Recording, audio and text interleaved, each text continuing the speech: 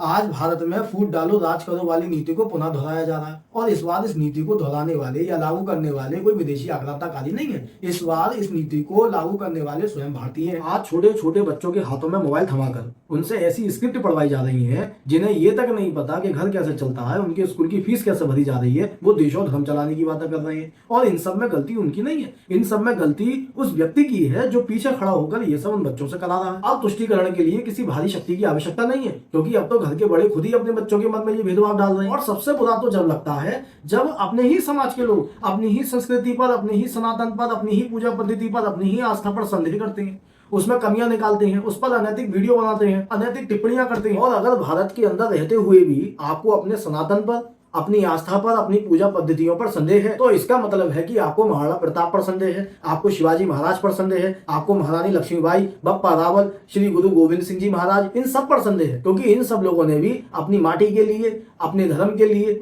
बड़े बड़े बलिदान करे। भारत के इतिहास में तमाम युद्ध हुए, तमाम पूर्वजों ने अपना बलिदान दिया। कितना भयंकर बलिदान हुआ ये आप अच्छी तरीके से जानते हैं। महारानी लक्ष्मीबाई के विषय में पढ़िए, उनका एक दल था दुर्गा दल, जिसकी सेनापति थी महारानी झलकारी बाई। उन्होंने किस प्रकार महारानी लक्ष्मीबाई का रूप धारण करके दुश्मनों के छक्के छुड़ा दिए। उन्होंने किस प्रकार तोप में अपने आप को गोला बनाकर न जाने कितने दुश्मनों को परमात्मा का दीदार करा दिया। भारत की पावन भूमि पर जो सजी धजी बगिया है, इसको हम सबके पूर्वजों ने अपने रक्त से सींचा है। तो जब आपत्ति के समय में हम सबका खून एक है, तो फिर राष्ट्र निर्माण के समय में क्यों नहीं।